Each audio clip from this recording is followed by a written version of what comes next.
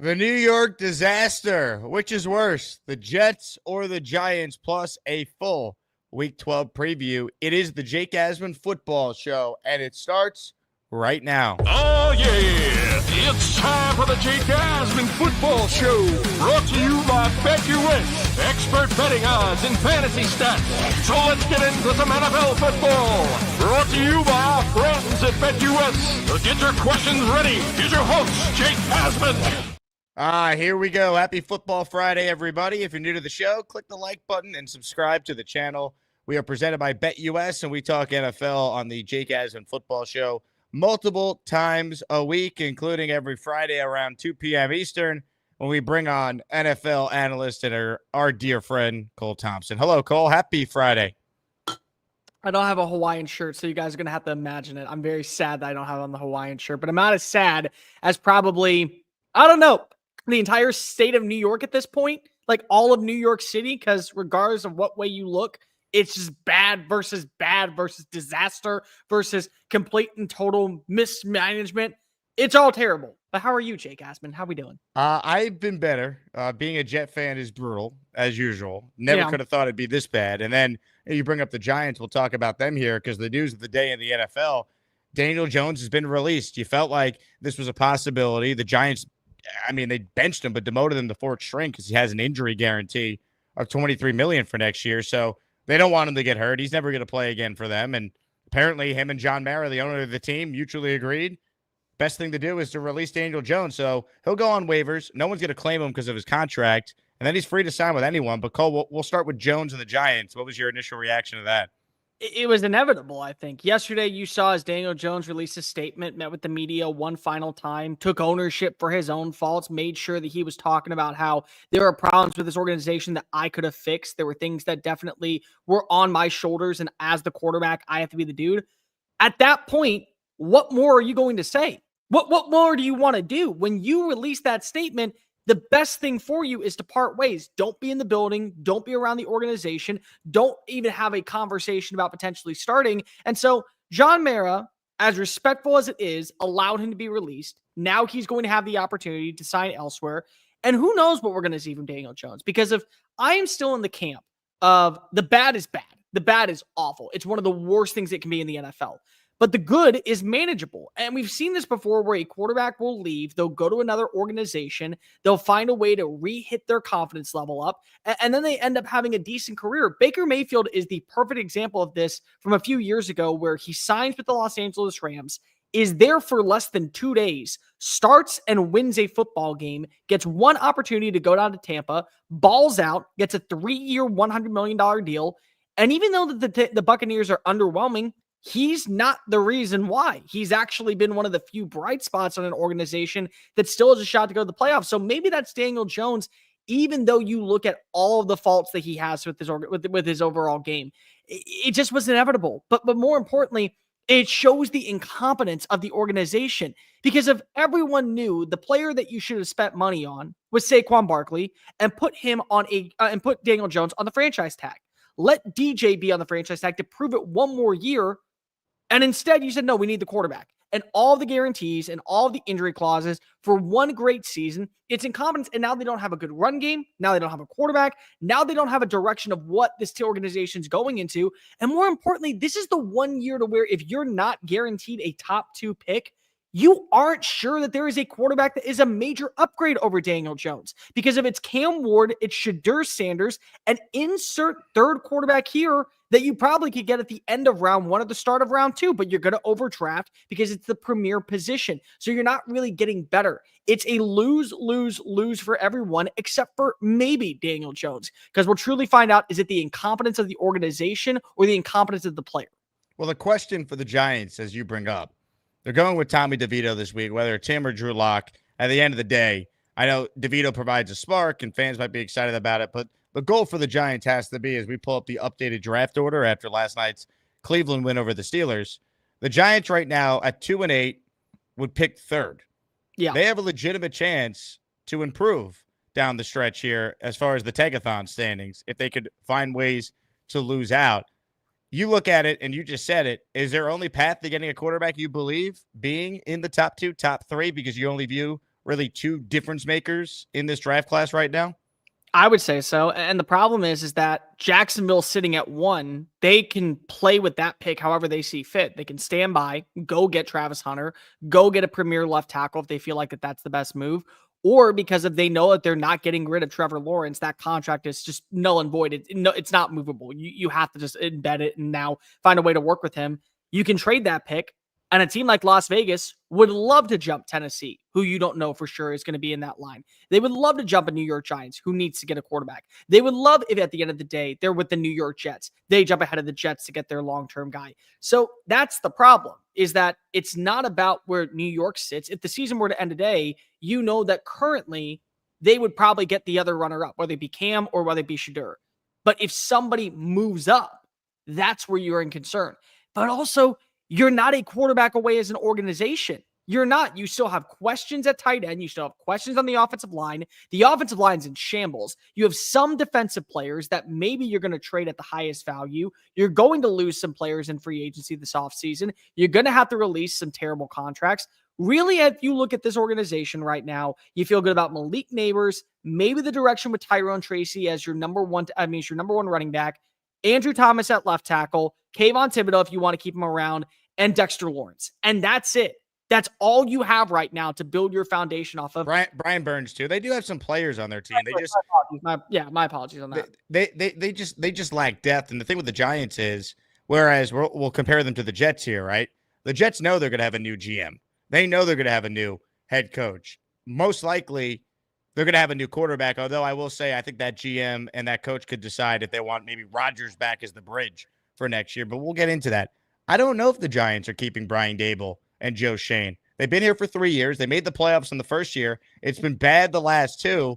There was a report that came out earlier in the week that these next, 5 games for Daboll, he's coaching for his job here down the stretch. So, I guess these next 6 games, I guess it would be for the Giants at 2-8. So I do wonder, Cole, what would happen here, down the stretch for this Giants team, if they're going to end up keeping the same regime or they're going to start over just like the Jets are starting over with their GM and coach. Here's the problem. If you look at the Chicago Bears, they're a perfect encapsulation of why you have to fire your head coach and GM, because of every single time that they've been going through the quarterback cycle of bringing in somebody else, whether that be with Jay Cutler, whether that be with Mitchell Trubisky, whether that be with Justin Fields. What happened?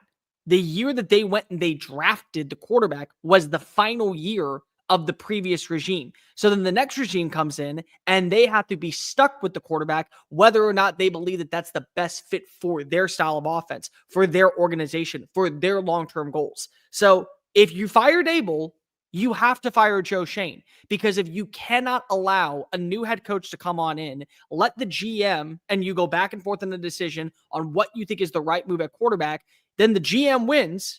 Then he's fired next year, and you're stuck with a quarterback and a brand new GM that may have a different direction than you. So it's best when you fire one, you fire both. You have to be able to have a consistent balance in this organization. The head coach and the GM have to have one side of the brain equally mesh in the middle, and you can't do that when one guy is being kept back and another guy is being thrown to the wayside. Yeah, that's the question. Do you keep the same regime and let them pick their quarterback? Some will say, well, they didn't get a chance to draft their QB yet. Well, one, they could have last year if they wanted J.J. McCarthy, they wanted Michael Penix, if they wanted Bo Nix. And 2, while Daniel Jones wasn't their draft pick, they opted to extend him. They could have played him on the franchise tag, as you said, Cole, and said, hey, we're going to try it out. And if you're not the guy, you're not the guy. So they got to own that, because their big move after year 1. And yes, they did go to the playoffs, and Jones played, for his standards, the best he's ever played. But that was their decision. And then you look at the Jets, Cole. Earlier in the week, they fire their general manager, Joe Douglas, after almost 6 seasons. It's a very complicated legacy for Joe Douglas. On one hand, he drafted Zach Wilson. He hired Robert Saleh. He missed on a lot of picks. He completely botched the Jets' defensive line this year. There's a lot of things that are negative, but the reason why he got almost 6 years is because of some of the draft picks he made, some of the good moves he made. And, here's the resume. They showed it during the game broadcast last night. I thought it was a good graphic. Ultimately, the record's the record. At some point, it has to matter. 30-64, 0 winning seasons, 0 playoff appearances. The most amount of games they ever won in a single year has been 7 3 times, and it feels like they're not going to win even 7 this year somehow, despite Rodgers being the quarterback and not Zach Wilson or Tim Boyle. What did you make of this, and where did the Jets go from here? Jake, I want you to look at the very last graphic. the very bottom one, picked in the top 11 in 4 of the 5 NFL drafts. So people say he went out and he went and got great players.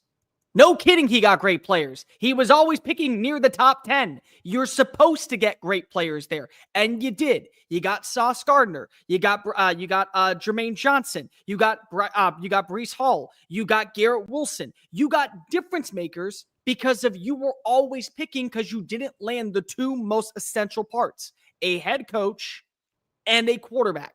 And you never saw consistent growth. The problem with the Jets has always been, underneath Joe Douglas, they land the players, they don't develop them properly. They're not taking that next step forward because of who is at the helm calling the shots. Anybody who is incompetent. And when you look currently at the organization where they are, there are a bunch of players that are really, really talented, a bunch of names that came on in free agency that you really believed in that aren't playing as a team. It's individual stats. And because of that, that's where you have the issues. That's why he was fired. That's why you never got past 7 wins. That's why you have a record of 30-64. He's a really solid player. He is. He's fantastic.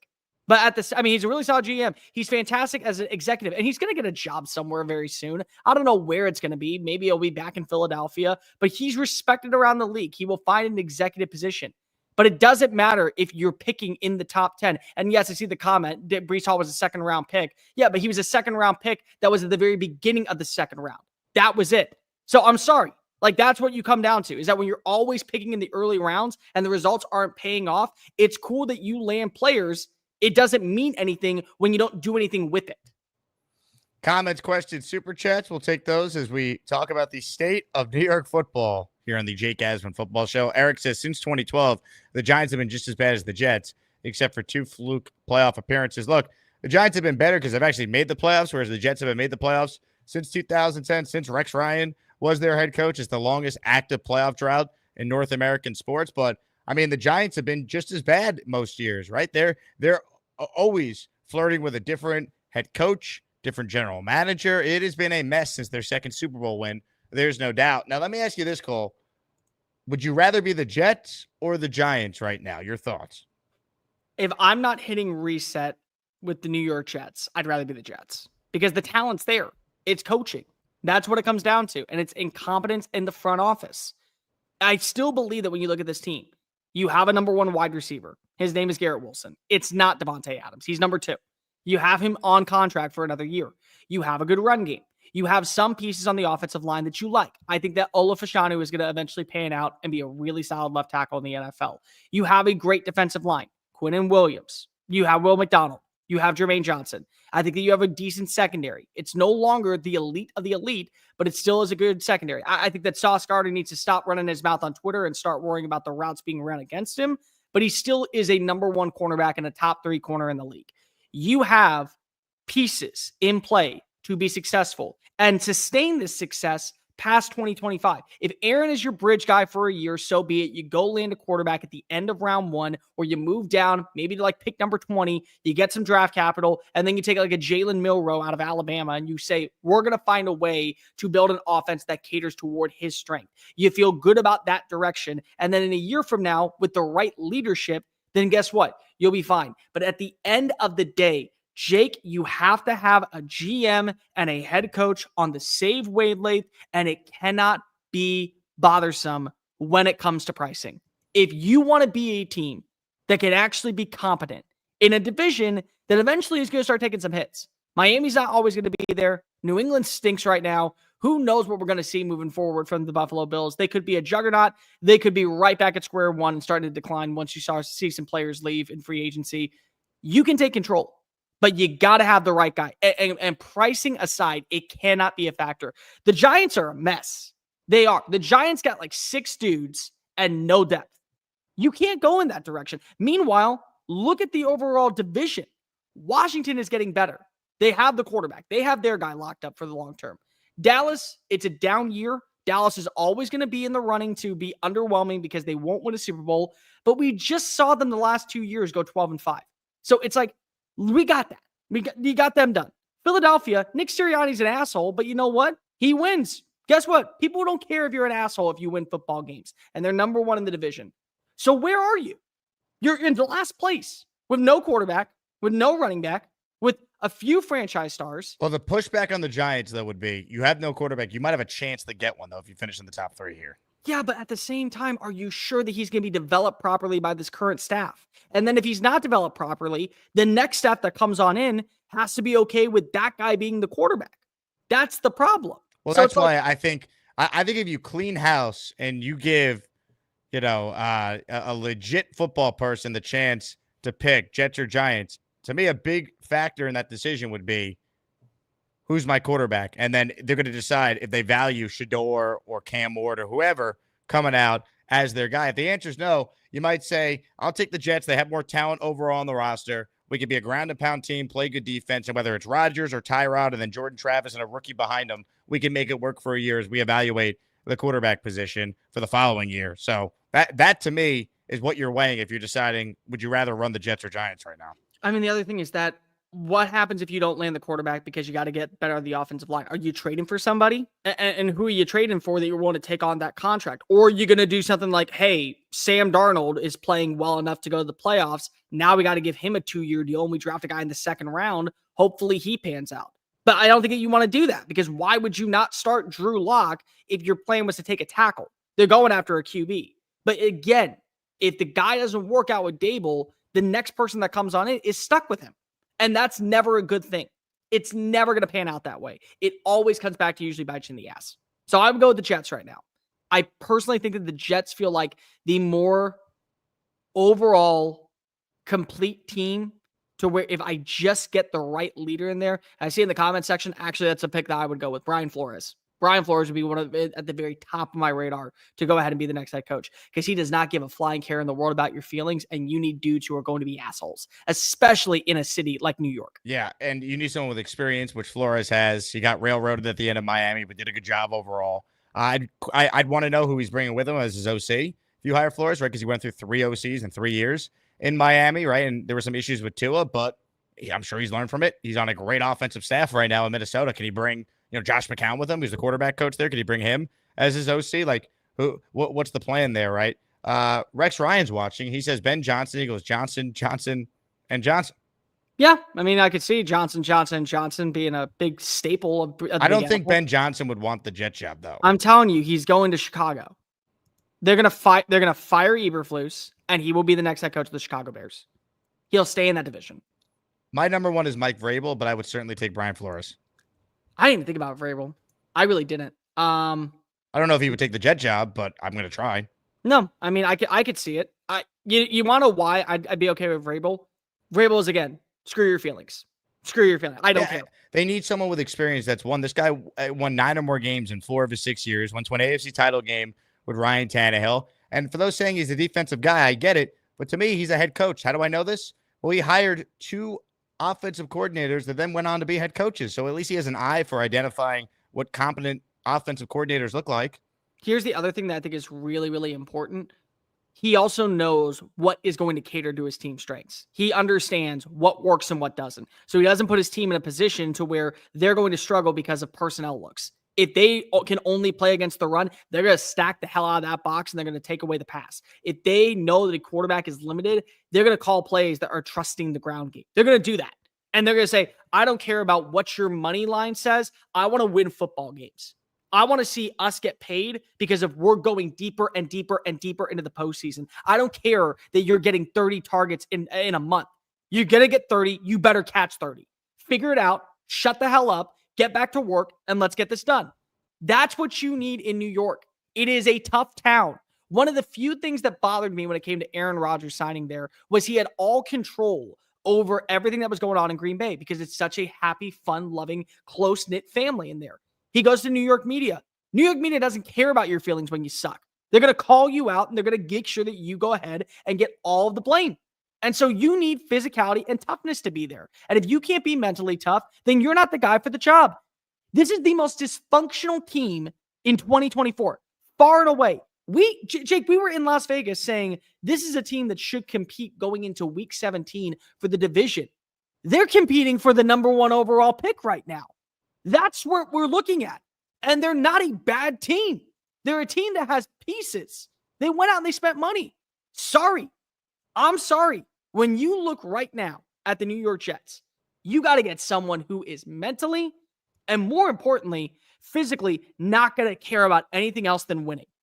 Basically, you want a Kirk Cignetti, a guy that says, I win, Google me. That's what you want in that building. And that's what you need in that building. And you need on the other side, too. Hit the like button if you're tuning in. It's the Jake Asman Football Show. We're talking with Cole Thompson. He joins us every Friday on the Jake Asman Football Show. We're presented by BetUS. If you're going to place any bets on any of the games this weekend, whether it be college, whether it be the NFL, use BetUS as your sportsbook. They're offering right now a 150% sign-up bonus on your first deposit, and you can get a 125% bonus on your second and third deposit. So start playing today and take advantage of the exclusive offer we have here on the Jake Asman Football Show. In fact, Cole and I make picks every week against the spread, and we use the BetUS lines. Cole, a 3-0 week for you, my man. Congratulations. You needed it. I'm going to update the standings here because I've been red hot. I had another winning week last week, so I went 2-1. You went 3-1, and the overall standings are as followed. 18-12 for me overall, 16-14 for you. So if you've been watching the show all year and betting on our picks, we've made you some money over at BetUS. So shout out to BetUS for being a part of the show. And with that said, Cole, I'm going to put the slate up on the board here, and you could give us your first pick because you went 3-0 last week. Listen, I don't mean to crap on this team. I don't. But when you see the writing is on the wall and the car is about to crash, you always make sure that at this point you brace for impact. And if you're a New York Giants fan, you're bracing for impact. I'm taking the Tampa Bay Buccaneers at -6. Look, I like this team. I think that they're in a much better position now. They have back Mike Evans. I think that Cade Otton, the tight end, has come on extremely strong. They have a good rushing attack with Rachaad White. Bucky Irving, I have no idea how he didn't get drafted. He was a godsend find for this organization. Their defense is playing fine enough. I think that Liam Cohen is a guy that's starting to gain a little bit of traction when it comes to head coaching positions. You're going to watch as this team continues to improve. And right now, it looks like the New York Giants are openly trying to get into that conversation for a top 2 pick, guarantee the quarterback of the future. It's an easy bet. It's an easy line. I'm trusting Baker over Tommy Cutlets. Give me them at -6. Cole, we're going head-to-head right Yes! now, baby. I am on the New York Giants. I think Tommy DeVito gives them a spark. I wouldn't be surprised if they won outright. I just think 6 is too many. Maybe this is the inner Jet fan in me, just knowing all about the Todd Bowles special. Anytime Todd Bowles is expected to win a game and he's a big favorite like that, I pick against him typically. I've seen it too many times over the years. So I'm picking against Todd Bowles, and I'm banking on the DeVito spark, allowing the Giants to stay competitive. They've been in most of their games this year. Most of their games have been within a score. This is basically a 1-score game, getting 6 points. So I like the Giants here. I don't think they win necessarily, but they're at home. I think the crowd's going to be into it for once. They're not going to go 0-8 at home this year, are they? I mean, they're 0-5 at home. So I don't know. I think they play for Cutlets. I think they keep it close. Give me the New York Giants +6, game number 1.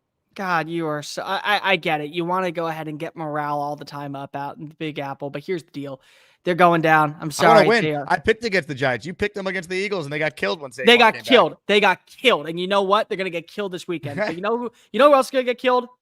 And I can't believe that we're saying this. The fact that Bo Nix looks like the best rookie quarterback sometimes is mind-boggling. He is on a new level. That confidence is rising. There is going to be a trend moving forward, Jake, where quarterbacks are going to be reunited with their college receivers because Troy Franklin was a 4th-round pick that has balled out as the number 2. You throw in Marvin Mims, you throw in Cortland Sutton. I think Audric Estime is coming on finally as a role player in this rushing attack. I think the offensive line is doing a good job. The most underlying part about Denver this year is their defense has been physically getting after opponents. And they're going to go up and they're going to have a really good show against the Las Vegas Raiders. It's, again, a -6 line. I think Bo Nix is feeling himself. I like this team to be a dark horse to make it in, not as the 7th seed, but as the 6th seed in the AFC wild card. I'm going to go ahead and take the Broncos at -6. Broncos. So you believe in what you're seeing from this Denver squad? Oh, yeah, 100% believe it. 100% believe it. It's a big number to lay on the road for a rookie quarterback, but I don't hate it. Game number 2 for me, Cole. The Detroit Lions. I know it's a lot of points. I get it. But I look at this Lions team, Cole, and I just think they got something going on. I think they're the best team in the league. I don't think the Colts are that good. I just watched them up close. I think there'll be clear regression for Anthony Richardson when he's not playing the dysfunctional New York Jets defense, who, despite having talent, is about as poorly coached of a team as I've ever seen. And I just think Detroit, is looking to make a statement as they've done most of the year. Give me the Lions here. I'll lay the 7. I think they win by 10 or more. Detroit, game number 2. Game number 3, Monday Night Football, Harbaugh Bowl. I'm telling you what, they're one of the most dangerous teams that nobody is talking about in all the NFL. If their offense is able to stay the course and their defense doesn't give up explosive plays, the Los Angeles Chargers are a threat, man. I'm telling you, their rushing attack has been extremely strong. You're seeing the version of Justin Herbert that we all thought was going to be able to take that next step. He's playing comfortable in an offense led by Greg Roman. Your number 1 receiver is either Ladd McConkey, Quentin Johnson, or Will Dissly, and yet you're not missing a beat. I love the fact that they've aggressively gone after this defensive front headlined by Jesse Minter, and I think that this is going to be bragging rights. They don't want to be known as the Chargers of old. They found a way to capitalize and turn an L into a W after blowing a 2-touchdown lead on Sunday Night Football. They're not going to do it on Monday Night Football. +3. I'm taking Jim over John. He finally gets the win. Go ahead and give me the Chargers. Wow. All right. My final pick. Cole, I'm taking another team that plays in that stadium. I like the Rams this week. I'm getting 3 points. Eagles traveling cross country. It's on Sunday Night Football. I think the Eagles are due for a letdown. Rams 5-5. They played well of late, trying to be right there in the wild card mix in the conference after a brutal start to their year. I look at this Philly team, and I think they're good. I don't think they're 8-2 good. I think they're due for a letdown here at some point. You look at some of the teams they beat, not very impressive. Dallas stinks. The Commanders was a nice win, but they were at home on a short week. I think this is a real test for them here. So I think the Rams not only cover, but they win outright. So I like the LA Rams getting 3 points on Sunday Night Football against the Eagles. So my 3 picks to recap: Tampa at the Giants. Give me the Giants getting 6. Lions laying the 7 at the Colts. Eagles at the Rams, taking the Rams +3. Cole is head-to-head with me in that Giant game. He likes Tampa -6. Broncos -6 at the Raiders. And Ravens at Chargers. He's taking the Chargers, laying the 3 points. Those are the picks for Week 12 of the Jake Asman Football Show. Now, a couple comments we got to get into here.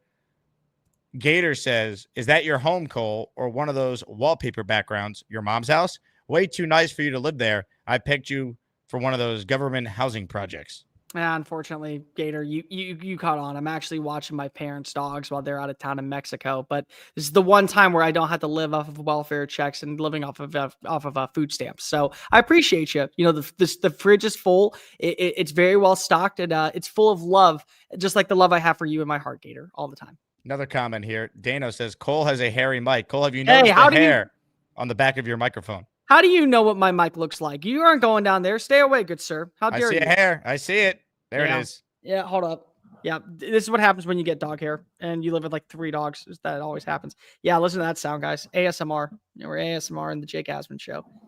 Yeah. You didn't get it. It's still there. Oh, my God. Really? I still see the hair. How about now? I think you just flipped it around, so that's smart.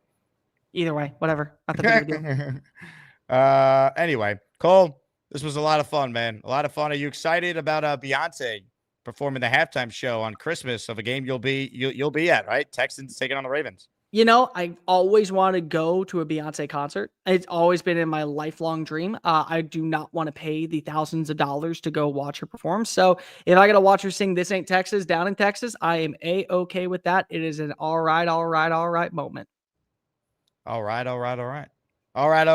That is the end of today's show. He's Cole Thompson. My name is Jake Asman. Thanks again to BetUS for being our presenting sponsor. Take advantage of the bonuses they're offering right now. If you want to make any of the picks we just made, pick against us, pick with us, or your own picks, BetUS should be your go-to sportsbook. He's Cole. I'm Jake. Enjoy the weekend, everybody. And, of course, thanks for watching the Jake Asman Football Show.